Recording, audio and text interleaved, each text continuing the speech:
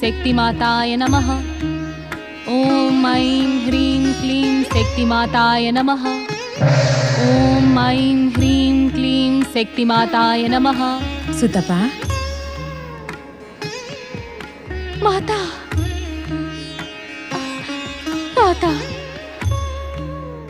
మాతా, ఈ దీనహీన దుఃఖితురాలి ఆహ్వానాన్ని విని మీరు వచ్చేసారా మాతా?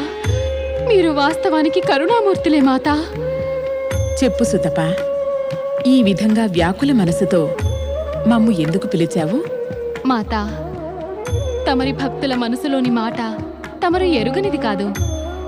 హే జగదంబా, నా పుత్రకాంక్షను ఫలింపజేయండి. హే సర్వేశ్వరి, నా నారిత్వం పుత్రుని ఒడిలో వేసుకుని ఆడించాలని కోరుతోంది. జగత్ కళ్యాణానికై నాకు నా భర్త వంటి తేజస్వి అయిన పుత్రుని ప్రసాదించు మాతా. లేదా లేదా ఏమి చేస్తావు సుతప? లేదా నేను నా ప్రాణాలని త్యాగం చేసుకుంటాను మాతా. సుతప, నా ఉపస్థితి లేదా అనే మాటను సమాప్తం చేస్తుంది. మాతా, ఆవేశంలో నేను కటువుగా మాట్లాడాను మాతా. క్షమించండి మాతా. జగదమ్మ క్షమించండి. ఈ సమయంలో నీకు మానసిక సంతులనం చాలా ఆవశ్యకమైనది సుతప. ధైర్యంగా ఉండు పుత్రి. మృకండు ఋషి యొక్క శివారాధన పూర్తి అయ్యే వరకు నీవు తప్పక ప్రతీక్షించవలసినదే. ఈ ప్రతీక్షా క్షణాలను గడపడం ఇక ఈ సుతపాకు అసంభవం మాతా. అటువంటి ప్రతీక్షకు అసంభవమైన క్షణాలను శివచరణాలకు సమర్పితం చెయ్యి పుత్రి. వారి కృపతో నీ యొక్క అసంభవ క్షణాలన్నీ కేవలం వారిలాగే అతి సుందరమైపోతాయి. ఆశీర్వదించండి మాతా. మీరు చూపిన మార్గాన నడిచి ఒక తేజస్వి జగత్ కళ్యాణకారి అయిన పుత్రునికి నేను మాతనవ్వాలని. నేను నిన్ను ఆశీర్వదిస్తున్నాను సుతప.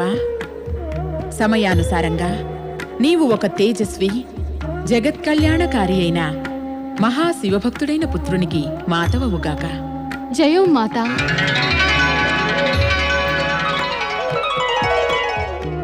మాతా, జయం మాతకు. ఓం నమః శివాయ. ఓం నమః శివాయ. ఓం నమః శివాయ. ఓం నమః శివాయ. ఓం నమః శివాయ. ఓం నమః శివాయ. ఓం నమః శివాయ. భక్త శ్రేష్ఠ మృకండు, నమః శివాయ. కళ్ళు తెరువు. ఓం నమః శివాయ. పరమేశ, నీలకంఠ, మహేశ, జయము శివశంకరునికి, జయము శివశంకరునికి. పరమేశ, తమరు కరుణా సాగరులు. తమరు నాకు దర్శనమిచ్చి నా తపస్సునే కాకుండా నా జీవితాన్ని కూడా సఫలం చేశారు. భక్తవత్సల, నా తనువు మనస్సు కూడా మీ చరణాలకు అంకితం. భక్త శ్రేష్ఠ, మీ యొక్క అనవరత తపస్సు ఇంకా అఖండ వ్రతాల ఫలంగా కాలక్రమేణా మీ ఇద్దరు పతిపత్నులకు శివలోక ప్రాప్తి కలుగుతుంది. కానీ ఏమిటి మహేశ్వర? ఈ సమయాన మీరు మీ యొక్క తపస్సును ఆపి మీ ధర్మపత్ని అయిన సుతపా యొక్క ప్రార్థనను స్వీకరించాలి.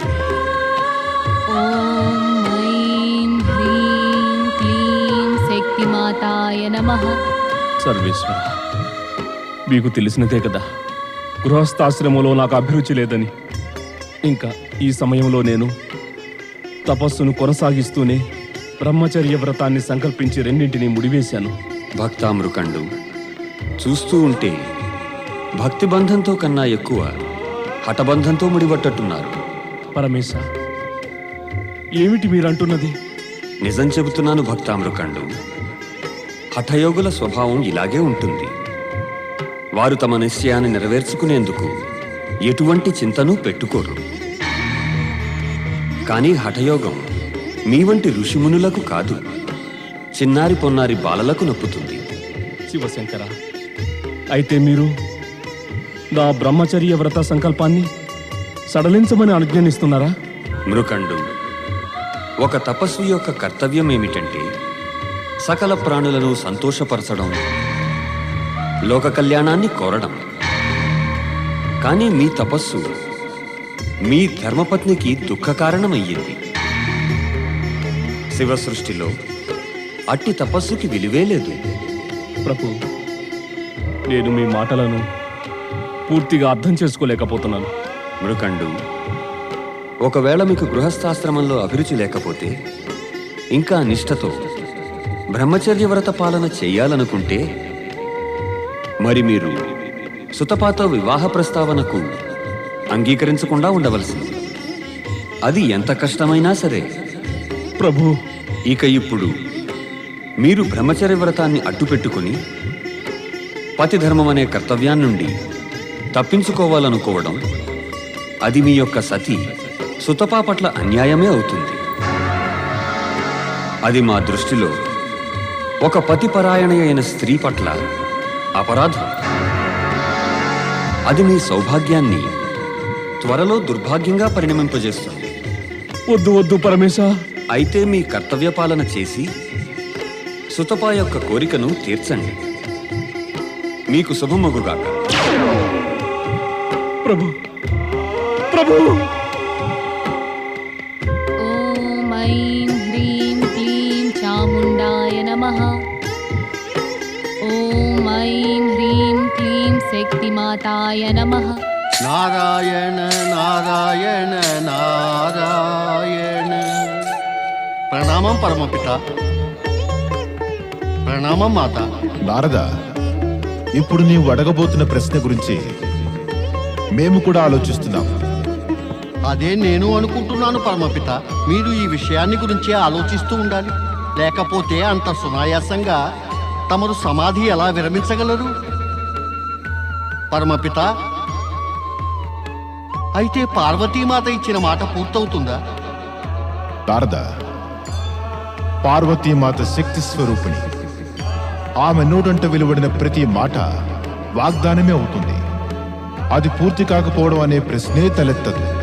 అయితే మరి మురుకండు ఋషి తన సంకల్పం వదిలివేస్తాడా? శివుని ఆజ్ఞను మృకండు వంటి పరమశివ భక్తుడు నిర్లక్ష్యం చెయ్యలేడు. కానీ ఏమిటి పరమపిత? కానీ గృహస్థాశ్రమ యందు మృకండుకు ఉన్న విముఖత, ఇంకా దేవి సుతప తపనల పరిణామ ఫలంగా ఈ దంపతులకు పుట్టినటువంటి పుత్రుడు అల్పాయుష్కుడవుతాడు. అల్పాయుష్కుడా? అవును దేవి. ఆ బాలుని ఆయుష్ కేవలం 5 ఏళ్ల 6 దినాలు మాత్రమే.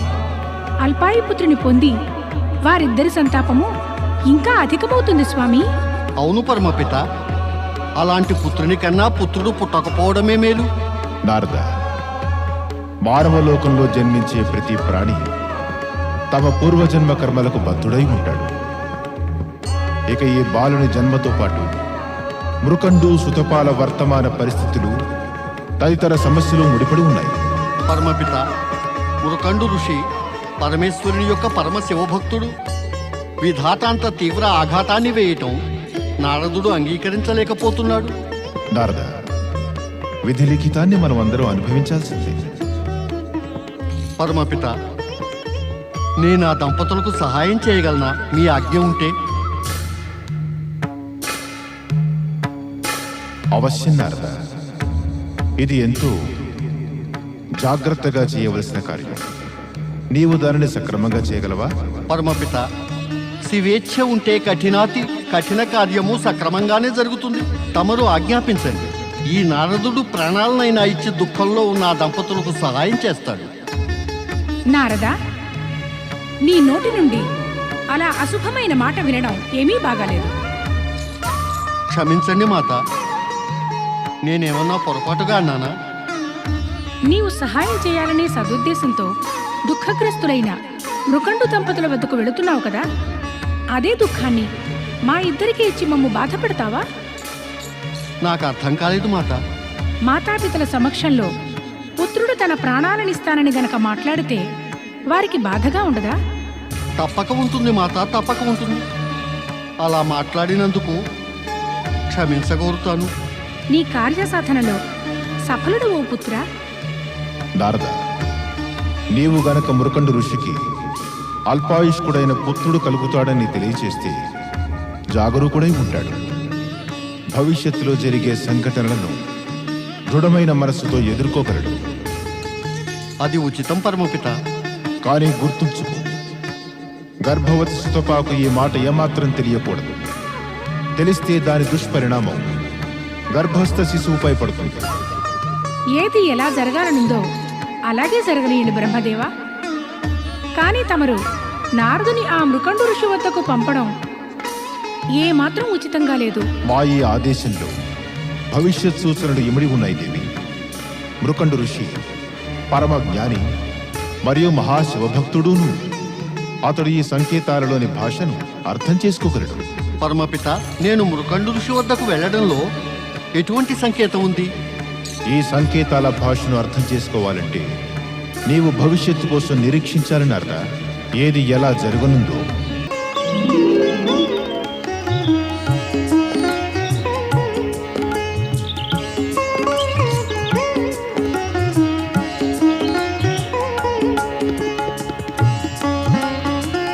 ఓం నమః శివాయ, ఓం నమః శివాయ, ఓం నమః శివాయ, ఓం నమః శివాయ, ఓం నమః శివాయ, ఓం నమః శివాయ. నారాయణ నారాయణ. దేవర్షి నారదుల తమరిక్కడ మా ఆశ్రమంలో మా జీవితాలు ధన్యమయ్యాయి. పరమశివభక్తులైన మృకండు ఋషి తమరి తపస్సు వల్ల, అఖండ తపస్సు వల్ల ప్రసన్నులైన జగత్తులోని మహాశక్తులైన పరమేశ్వరులు మరియు పార్వతీమాత యొక్క అత్యంత కృప మీ ఆశ్రమం మీద నిలిచి ఉంది. నేనే పాటి వారి అనుచరుడును మాత్రమే. ఆ పరమశక్తులకు అనుచరులవ్వడం కూడా మహాభాగ్యమే మరి దేవర్షి నారద. అందువల్ల తమరి ఆగమనాన్ని కూడా దైవికంగా శుభకరము, ప్రసన్నతా సూచనగానే పరిగణించాలి. ఋషివర్య, జీవితంలోని ప్రతి క్షణము ఎన్నడూ ఒకేలా ఉండదు సుమా. ప్రసన్నతతో దేదీప్యంగా వెలిగి తమ వదనంపై గంభీర ఛాయలు కమ్మి నేడు ఇంకేదో సూచిస్తున్నట్టుంది దేవర్షి నారద. అవును ఋషివర్య, ఇప్పుడు నేను పరమపిత బ్రహ్మదేవుల యొక్క ఒక అత్యంత మహత్తరమైన సందేశాన్ని మీకు వినిపించడానికి ఇక్కడికి వచ్చాను. పరమపిత బ్రహ్మదేవుల మహత్తరమైన సందేశం నా వంటి తుచ్చ ప్రాణి కోసమా? ఎంత భాగ్యం! తమరు మా ఆశ్రమానికి విచ్చేసి పవిత్రం చేశారు. మా ఆతిథ్యం గ్రహించి మా సౌభాగ్యం వర్ధిల్లేటట్లు చేయండి. వద్దు ఋషివర, పరమపిత బ్రహ్మదేవుల ఆజ్ఞ ఏమంటే ఈ సందేశం మాట సుతపాదేవికి తెలియకూడదని. ఎలాంటి సందేశమో పరమపిత పంపినది. దానిని పతి వినవచ్చు, పత్ని వినరాదు. ఋషివర్య, నేను ఆ సందేశాన్ని మీకు వినిపించబోతున్నాను. మీ గుండె రాయి చేసుకొని అది వినడానికి సిద్ధపడండి. దేవర్షి, ఋషివర, తమరు ఒక జ్ఞానసాగరుడు. మీకు బాగా తెలిసే ఉండాలి, ఈ మానవలోకంలో సమయం అనే కాలచక్రంతో పాటుగా జనన మరణాలు ఒక నిశ్చిత క్రమంలో వస్తాయి. అది అతల సత్యం. ఏమిటి ఈ సందేశాన్ని పంపారా బ్రహ్మదేవులు? తొందరపడకండి ఋషివర్య. పరమపిత బ్రహ్మదేవుల సందేశాన్ని విన్న పిమ్మట మీకు ఎంతో అధిక ధైర్యం అవసరమవుతుంది. దేవర్షి, మీరు మీరు నిస్సంకోచంగా చెప్పండి. ఋషివర్య, ఈ మానవలోక జీవితాల్లో అన్నిటికంటే జటిలం గృహస్థాశ్రమం అని చెబుతారు. ఎందుకంటే దానిలో ప్రతి ఒక్కరూ నిరంతరం సమస్యలలో, పరీక్షలలో చిక్కుబడిపోతారు. దేవర్షి, మీరు విషయం నిగూఢం చేయకండి. బ్రహ్మదేవుల సందేశాన్ని స్పష్టంగా చెప్పండి. స్పష్టంగా చెప్పడం కఠోరం ఋషివర. నేనే స్వయంగా చెప్పడానికి యోగ్యమైన మాటలను వెతుక్కుంటూ ఉన్నాను. అతి కఠోరమైన సందేశాన్ని వినటానికి కూడా నేను సిద్ధం. చెప్పండి దేవర్షి, నాపై ఆనవేసి చెప్పండి. ఋషివర్య, సుతపాదేవి యొక్క గర్భం నుంచి జన్మించబోయే బాలుడు కేవలం 5 సంవత్సరాల 6 దినాల అల్పాయుష్కుడై జన్మిస్తాడు.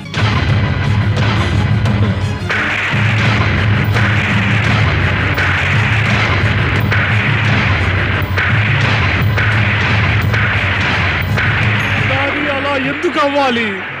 అలా ఎందుకు అవ్వాలి? మేము అంత ఘోరమైన పాపం ఏం చేశాము? ఎందుకు మాకు అల్పాయుష్య పుత్రుడు పుట్టాలి? ఆ భగవంతుడు మాకు చాలా అన్యాయం చేశాడు. చాలా అన్యాయం, అన్యాయం, అన్యాయం, ఋషివర్య, అన్యాయం. మీరు మహాజ్ఞాని మరియు మహాశివభక్తులు. మరి భగవంతుని దూషించినచో ఏమి లాభం? ఈ సంకట పరిస్థితిలో మీరు మీ ఆరాధ్య దేవులు శివశంకరులను ఆరాధించండి. వారు తప్పక మీకు ఈ ఘోర విపత్తును సహించే శక్తి ప్రసాదిస్తారు. క్షమించండి దేవర్షి, నాకు ఈ బ్రహ్మలీల అర్థం కావటం లేదు. ఈ ఘోర సందేశాన్ని నాకు అందచేయటం వల్ల ఏమి లభిస్తుంది బ్రహ్మదేవులకు? ఈ సందేశం విని పుత్రుడు జన్మిస్తాడనే ఉత్సాహమంతా సమాప్తమైపోయింది, సమాప్తమైపోయింది. అదేమిటో సుతపా భాగ్యంలో దుఃఖం మినహా మరేమీ లేదేమో. ఆమె ఈ వజ్రఘాతాన్ని ఎలా సహించగలదు? ఎలా సహించగలదు? ఋషివర్య, ఈ మాట బాగా జ్ఞాపకం ఉంచుకోండి. ఈ సందేశం గురించి సుతపాదేవికి ఎట్టి పరిస్థితిలోనూ తెలియకూడదు, లేదా గర్భస్థ శిశువు మీద విపరీత ప్రభావం పడవచ్చు. మీరు నా మొదటి ప్రశ్నకు సమాధానం ఇవ్వలేదు. ఇటువంటి ఘోరమైన సందేశాన్ని పంపించడంలో ఆ బ్రహ్మదేవుల ఉద్దేశం ఏమిటి? ఋషివర్య, మీరే అంటూ ఉంటారు, ప్రశ్నలో అంతర్గతమై సమాధానం దాగి ఉంటుందని. పరమపిత బ్రహ్మదేవుల యొక్క సందేశంలో దాగి ఉన్న నిగూఢ సంకేతం, సంయమనం మీ ప్రశ్నలోనే దొరుకుతాయేమో. మీకు శుభమగుగాక.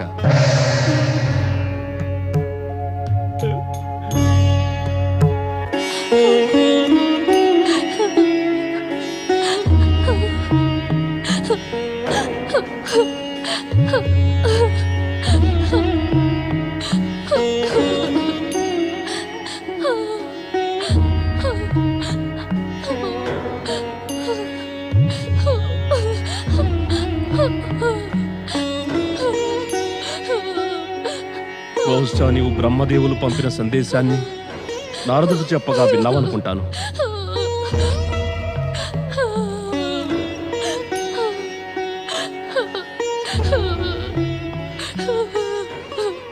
వద్దు సుమతి, వద్దు.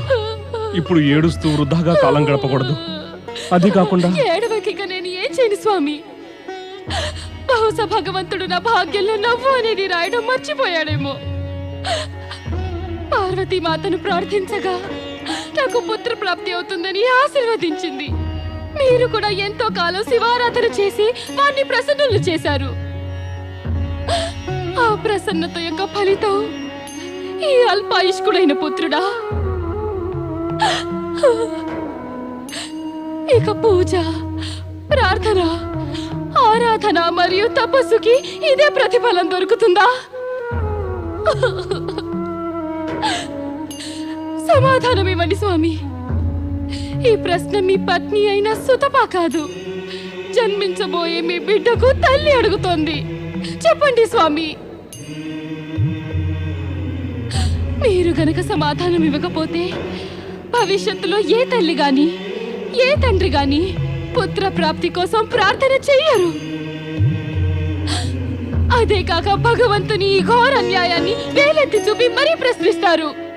దేవుడిపై ఆరోపణలు చేస్తారు. సుతపా, దేవుని నియమాలకి మనం కట్టుబడి ఉండాలి. కానీ ప్రశ్నలు వేసినా, దేవుడు అన్యాయం చేశాడని ఆరోపించినా దుర్భాగ్యం తప్ప మనకి మరేమీ ప్రాప్తించదు. నాకు నా పుత్రుని ఆయుష్ ముందు ఎటువంటి దుర్భాగ్యానికి భయపండి స్వామి. ఇంకా సౌభాగ్యం కలవారే వారు దుర్భాగ్యానికి భయపడతారు. నా జీవితంలో దేవుడు సౌభాగ్యం రాయడమే మర్చిపోయాడు. అలా అధైర్యపడవద్దు సుతపా. మనం భవిష్యత్తులో రాబోయే విపత్తును దృఢ మనసుతో స్వీకరించాలి. పుట్టబోయే మన బిడ్డను కొద్ది సమయంలోనే అత్యధిక ప్రసన్నుడిగా ఉంచే ప్రయత్నం చేయాలి. అతని ప్రతి కోరికను పూర్తి చేయాలి. బహుశా భగవదేచ్ఛ ఇదేమో దేవి. భగవదేచ్ఛను మీరు స్వీకరిస్తారేమో. దానికి విరుద్ధంగా సంఘర్షణ చేస్తూ శంఖారావం చేస్తాను. నా పుత్రుణ్ణి అల్పాయుష్కుడిగా వదలను. సుతప, శివుని ఆజ్ఞ అయిన పిమ్మట నేను నిన్ను చూసి నీ అఖండ నిష్ఠాభక్తులను చూసి గర్వపడ్డాను. ఆ గర్వాన్ని అణగదొక్కకు దేవి. మీరంటున్నది ఏమిటి నాథా? అవును దేవి, నేను నిజమే చెప్తున్నాను.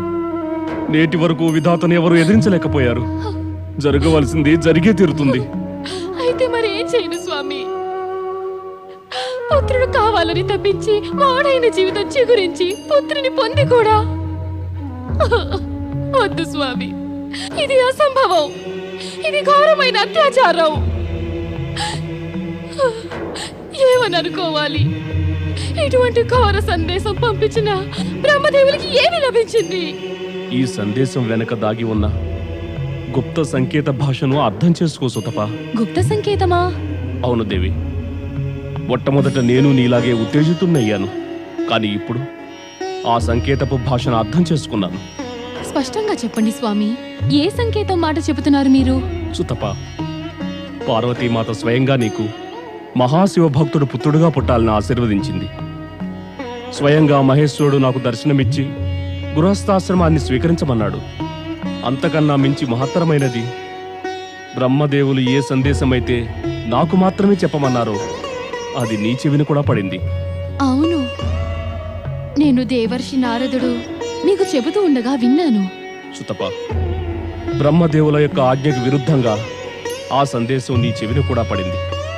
బ్రహ్మదేవులకు ఇష్టం లేకుండా నీవా సందేశాన్ని వినజాలవు. అంటే దానిలో భగవంతుడి లీలేదో ఉంది. అది మనల్ని సంకేత రూపంలో సమయం దాటిపోకుండా జాగరూకులం చేస్తోంది. భగవంతుడి లీలల్లోని రహస్యాన్ని మీరర్థం చేసుకోగలరా? లేదు దేవి, మహాశక్తుల లీలలలో నిగూఢమై ఉన్న రహస్యాన్ని అర్థం చేసుకోవటం మనకి అసంభవం. అయితే మనం ఏమి చేయాలి? మన భావి జీవితాలను శివచరణాలపై సమర్పించి వారి కృప కోసమై ప్రార్థించాలి. పరమేశ్వరుడు ఎప్పుడూ తన భక్తులను నిరాశపరచడు. ఇక ఆలస్యం చేయకండి స్వామి, పదండి. ఎక్కడికి? మనం సమయం ఏమాత్రం వృధా చేయకుండా ఈ క్షణం నుండే శివారాధనను ప్రారంభించాలి.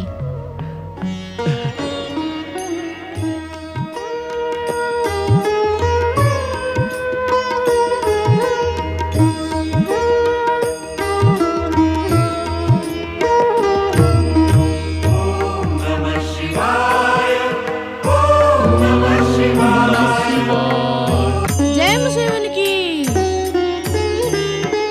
శంకరుని పేరు వినతంతోటే నా మనసు ఎందుకు పులకిస్తుంది నాన్నగారు? పుత్ర మార్కండేయ, శివుడంటేనే శుభం, సదా శుభకారకుడు అని. ఇక ఈ జగతికి ఆధారం ఆ శంకరుడే. శివుడా? అవును పుత్ర, ఈ ప్రపంచమంతా వారి కృప ఇచ్ఛానుసారమే సాగుతోంది. నాకు శంకరుని విషయం గురించి ఇంకా చెప్పండి నాన్నగారు. నాకు వారి సంగతులు వినడం చాలా బాగుంటుంది. పుత్ర, శివారాధన చేసేవారు ఘోరమైన ఆపద నుండి కూడా తప్పించుకోగలరు. తన భక్తులను రక్షించే బాధ్యత శంకరుడు సదా తన మీదే వేసుకుంటాడు.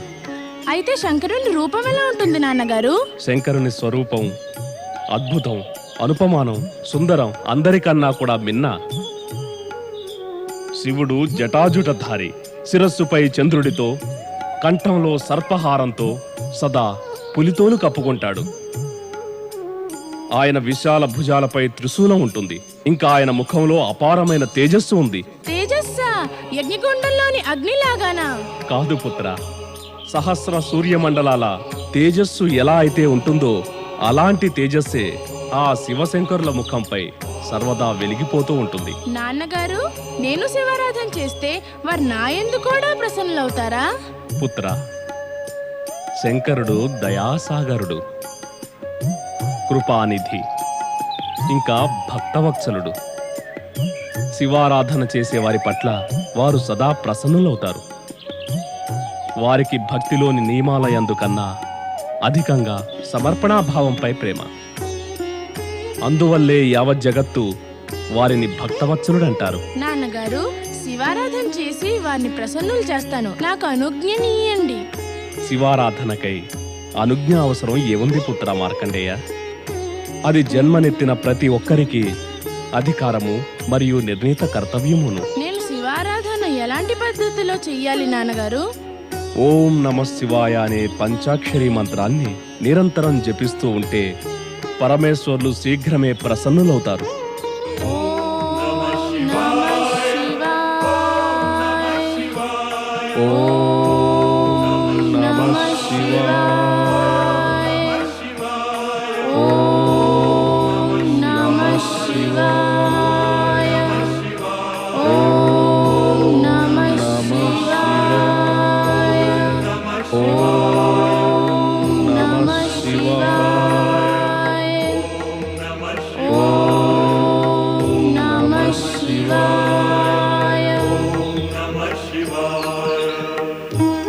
ఓం నమః శివాయ.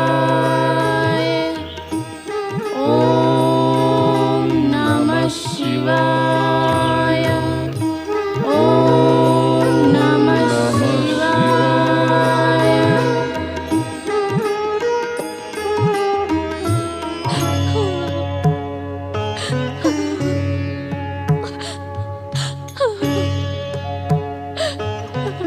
తమరి లీలలు అనూహ్యమైనవి పార్వతీమాత.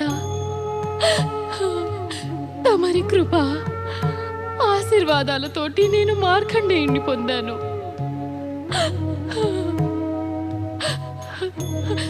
కానీ బ్రహ్మదేవుల భవిష్యవాణి అనుసారంగా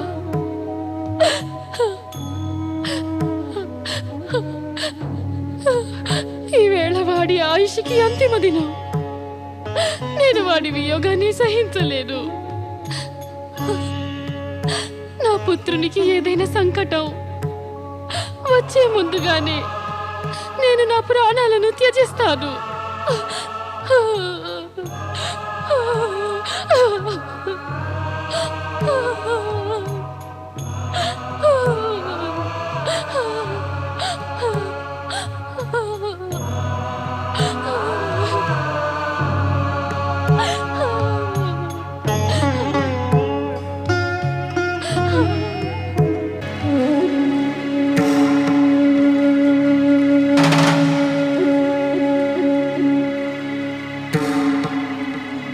ఓం నమః శివాయ. ఓం నమః శివాయ. ఓం నమః శివాయ. ఓం నమః శివాయ. ఓం నమః శివాయ. ఓం నమః శివాయ. ఓం నమః శివాయ. ఓం నమః శివాయ. ఓం నమః శివాయ. ఓం నమః శివాయ. ఓం నమః మార్కండేయ, శివాయ. ఇంత రాత్రి వేళ ఎక్కడికి వెళ్తున్నావు? ఓం నమః శివాయ. ఓం నమః శివాయ. ఓం నమః శివాయ. ఓం నమః శివాయ. ఓం నమః శివాయ. పుత్ర మార్కండేయ, ఓం నమః శివాయ. నీకు ఈ భయంకరమైన అడవి ప్రదేశంలో వన్యమృగాలు మీద పడతాయనే భయం లేదా? ఓం నమః శివాయ. ఓం నమః శివాయ. ఓం నమః శివాయ. ఓం వత్స? నమః శివాయ. వత్స, నీకు నీ యొక్క అల్పాయుష్ను గురించిన విషయం తెలుసునా? నీవు అందువల్ల భయంతో నీ మాతాపితల ఆశ్రమాన్ని వదిలి వెళ్ళిపోతున్నావా? మీరు ఎవరు తాతగారు? మీకు నా మృత్యు విషయం గురించి మీకు ఎలా తెలుసును? ఎలాగంటే ఈ దుఃఖ సమాచారం నేనే మీ తండ్రి మృకండు ఋషికి తెలియజేశాను. అందువల్లనే నేను నీ సమక్షంలో ఇప్పుడు ప్రత్యక్షమయ్యాను. నా అల్పాయుషు రహస్యం నాకు తెలుసును తాతగారు. మీరిక్కడికి రావడంలోని ఉద్దేశం అదేనా? కాదు పుత్ర, కాదు. నేను చెప్పాలనుకుంటున్నది ఏమంటే, మహేశ్వరుడైన శివుణ్ణి నిష్ఠాపూర్వకంగా ఆరాధన చేసినట్లయితే జగత్తులోని ఎటువంటి మహావిపత్తు దరిచేరదు. అది నాకు చాలా బాగా తెలుసు తాతగారు. నేను ఇప్పుడు వారిని ఆరాధించడానికే వెళ్తున్నాను. కానీ బహుశా మీకు ఈ రహస్యం ఒకటి తెలియదేమో. నీవంటున్నదేమిటి పుత్ర? నిజమే చెప్తున్నాను. చెప్పేదేమిటో స్పష్టంగా చెప్పు పుత్ర. తాత, మీకు ఒకవేళ ఈ రహస్యం తెలిసినట్లయితే మీరు అటువంటి ప్రశ్న నన్నెప్పుడూ అడగరు. నీకు ఈ భయంకరమైన అడవి ప్రదేశంలో వన్యమృగాలు ఉంటాయని భయం లేదా అని. అది సహజమైన ప్రశ్న పుత్ర. కాదు తాతగారు, శివారాధన చేసేటటువంటి వారికి వన్యమృగాలేమిటి, కాలయముడన్నా కూడా భయం వేయదు. ధన్యుడివి. నీవు నీ తండ్రి మృకండు ఋషి బోధించిన జ్ఞానాన్ని పొందిన ధన్యుడివి పుత్ర. నీ ముందు నే పరాజితుడనయ్యాను. నీకేదైనా సహాయం చేయాలనుంది. ఈ సమయంలో నాకు సహాయం కాదు, సహానుభూతి కావాలి తాతగారు. సహానుభూతి? అవును తాత, నాకు తెలియదు మీరు ఎవరో, కానీ నాపై ఏమాత్రం మీకు సహానుభూతి ఉన్నప్పటికీ కూడా నా విషయాన్ని గురించి మీరు నా మాతాపితలకు ఏమీ చెప్పవద్దు. ప్రణామం. ఓం నమః శివాయ. ఓం నమః శివాయ. ఓం నమః శివాయ. ఓం నమః శివాయ. ధన్యమే నీ యొక్క మాతాపితలపై భక్తి ప్రపత్తులు. ధన్యమే నీకు పరమేశ్వరుని యందున్నటువంటి నిష్ఠ. ఇప్పుడు నీ అల్పాయుష్షు మరియు మృత్యువు అనే కాలయముని మధ్య సంఘర్షణ రోమాంచితంగా ఉంటుంది. నారాయణ నారాయణ. పరమేశ, మీకన్నా అధిక మహిమ కలవారు ఈ జగత్తులో లేనే లేరు. పరమేశ, ఏదన్నా మహిమను చూపి రాబోయే రేపటి సూర్యోదయంతో బాలుడైన మార్కండేయుని జీవితంలో మీపై ఉన్న భక్తి కొత్త వెలుగును తీసుకురావాలి. నారాయణ నారాయణ. జయము యమధర్మరాజుకి జయము జయము జయము. చెప్పు చిత్రగుప్త, మీరు రాసుకున్న పుస్తకాలలో ఎవరి ప్రాణాలు తీయాలని తీర్మానం వ్రాసి ఉంది? ఈ తీర్మానం మహాక్రూరమైనది ధర్మరాజా. మహాక్రూరమా? అవును ధర్మరాజా. మహాశివభక్తుడు మృకండపుత్రుడు అయిన మార్కండేయుని జీవితంలో అంతిమ గడియ దగ్గరకొచ్చింది. మృత్యువు మానవలోకానికి పరమసత్యం చిత్రగుప్త. అందుకనే దానిని మృత్యులోకం లేదా యమలోకం అంటారు. ఇక నేను యమరాజుని. యమ అంటే నియమం. నియమాన్ని పాలించడం అంటే ప్రాణాలు హరించడం. ప్రాణహరణం మా కర్తవ్యం. కర్తవ్య పాలనకు భావనలు కాదు, పురుషార్థం అవసరమై ఉంటుంది. నాకు తెలుసు నియమదేవా, మీరు మార్కండేయుని ప్రాణాలను హరించడానికి ఆజ్ఞనీయండి. చాలా మంచిది. యమదూతలారా, ఆజ్ఞాపించండి స్వామి. భూలోకానికి వెళ్ళండి. మృకండు పుత్రుడు మార్కండేయుని ప్రాణాలను తీసి ఆలస్యం చేయక యమలోకానికి తిరిగి రండి.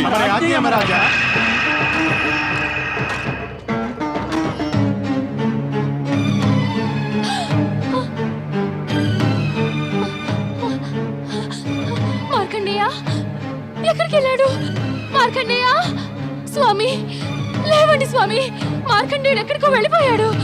వాణ్ణి వెతికి తీసుకురండి, లేదా నేను ఏడ్చి ఏడ్చి నా ప్రాణాలని త్యజించేస్తాను. వాణ్ణి వెతికి తీసుకురండి స్వామి. ఓ శివశంకర, పరమేశ మా మీద దయ చూపు. పరమేశ, శివశంకర. పుత్ర మార్కండేయ, ఎక్కడున్నావు నీవు? ఓ శివశంకర, నా పుత్రుడు మార్కండేయుడు ఎక్కడికి వెళ్ళాడు? పుత్ర మార్కండేయ. ఓం నమః శివాయ.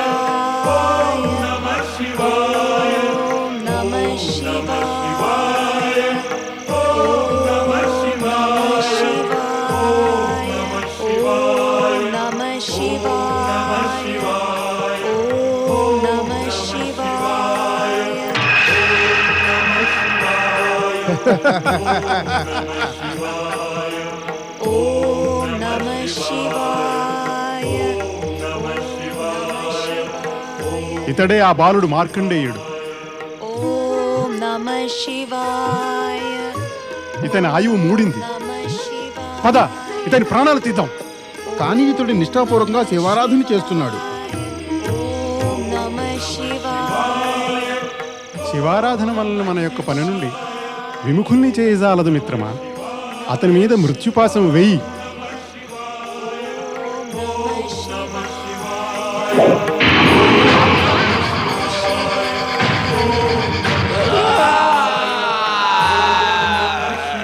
ఓం నమః శివాయ. ఓం నమః శివాయ. ఓ పార్వతీ మాత, ఓ శక్తి స్వరూపిణి పార్వతీ మాత, నా పుత్రుణ్ణి రక్షించు మాత. నా పుత్రుని రక్షించు. నీ ఆశీర్వాదం వల్ల జన్మించిన నా పుత్రుడు మార్కండేయుని జీవితం ఆపదలో ఉంది మాత. వాణ్ణి రక్షించు మాత. నా పుత్రుని రక్షించు. నా పుత్రుడికి శుభప్రదం చేయి మాతేశ్వరి. ఓ జగదమ్మ, నీవిచ్చిన ఆశీర్వాదాన్ని రక్షించు మాత. ఓ మాతా పార్వతి, ఓ శక్తి స్వరూపిణి మాతా పార్వతి, నా పుత్రుడిని రక్షించు మాత. కరుణామూర్తివి నువ్వు పార్వతి మాత. ఓ జగదమ్మ, నా పుత్రుని రక్షించు.